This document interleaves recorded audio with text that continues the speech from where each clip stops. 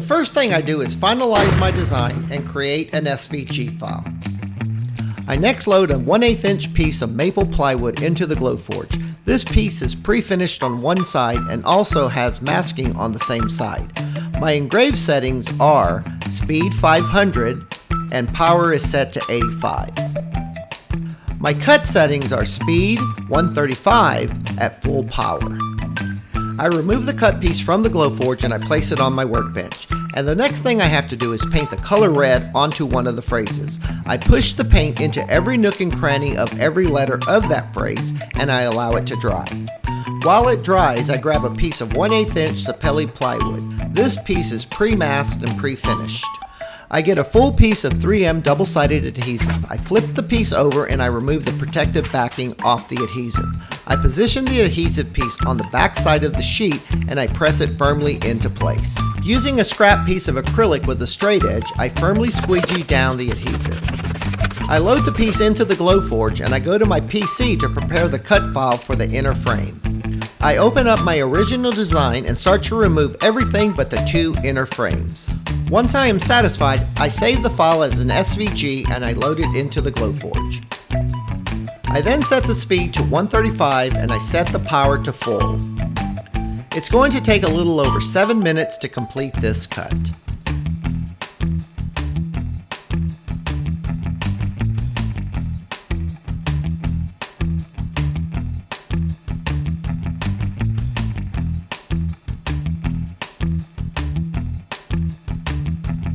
So before I can stick down these inner frames, I have to remove the masking off the plywood. I peel off all the large pieces of masking, leaving me with the smaller pieces to remove. For this, I use Gorilla Tape. I press down onto the letters and it sticks to the masking and it easily peels off the smaller pieces. I now position the inner frame onto the backing, and to ensure that I align them correctly, I'm going to cut a placement template. I once again open up my main design and I remove all the parts I don't need. All that will be left are the openings for the two frames. I will save the file as an SVG. I will cut the placement templates out of a 100-pound cardstock. I set the speed for 250 and the power to 85.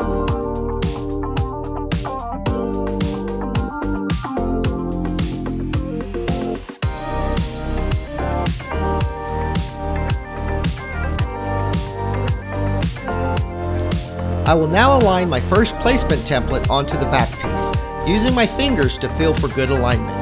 Using small pieces of Scotch tape, I will now tape it down on 4 sides to keep it from moving.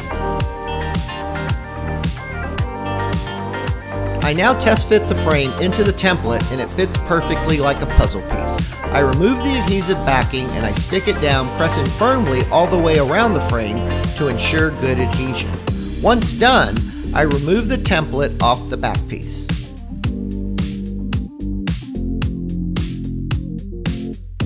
I now position the second placement template onto the inner frame. I now remove the backing off the adhesive and I position the smaller frame into the template and press it into place.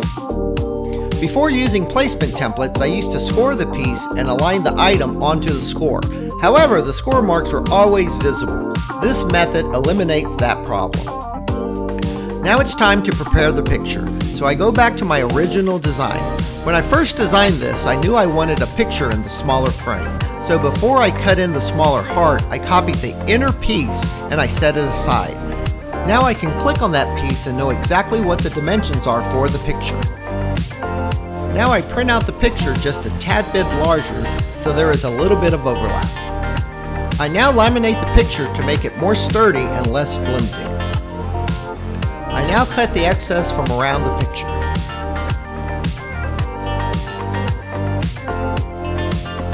I now grab a piece of 1/16 inch clear acrylic that is big enough to fit the picture. I remove the protective backing from the acrylic and I apply 3M double-sided adhesive to the back side of this acrylic piece.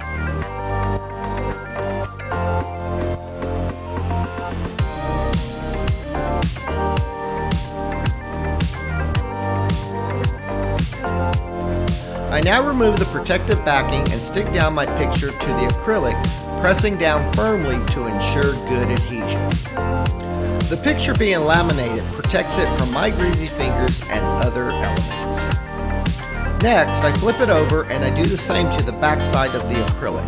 I remove the backing off the acrylic and I apply 3M double-sided adhesive to the back side of this acrylic piece.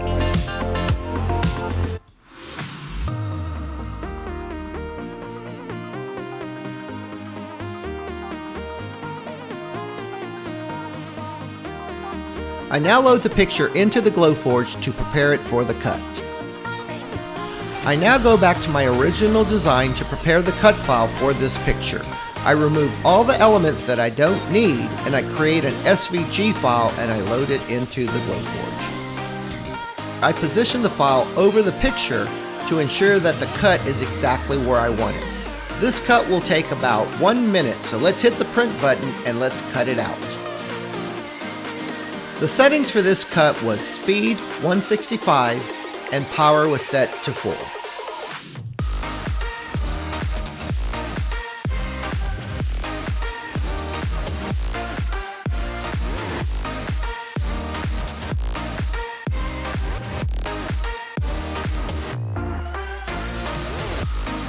I now remove the two sturdy, well-protected puzzle pieces and I place them on the table so we can continue with this build.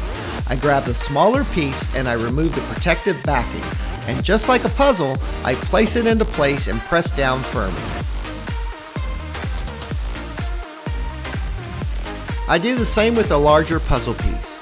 These pieces have a nice tight fit to them and will never ever fall out.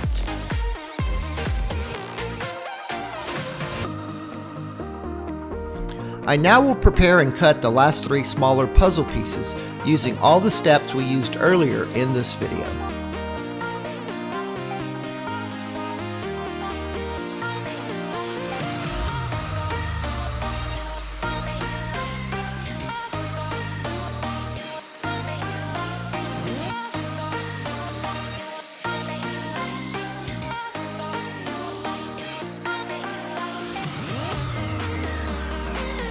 It's now time to bring this piece to life by removing the masking off the inner frames. The inner frames now pop, providing a nice contrast to the lighter background. And now, to finish this build and give it a more professional look, I designed this build knowing I would place it in an 8x10 inch frame. Doing this will hide the unfinished edges and give it a nicer, cleaner look. And also, it will give you the option to hang it on a wall or place it on a tabletop.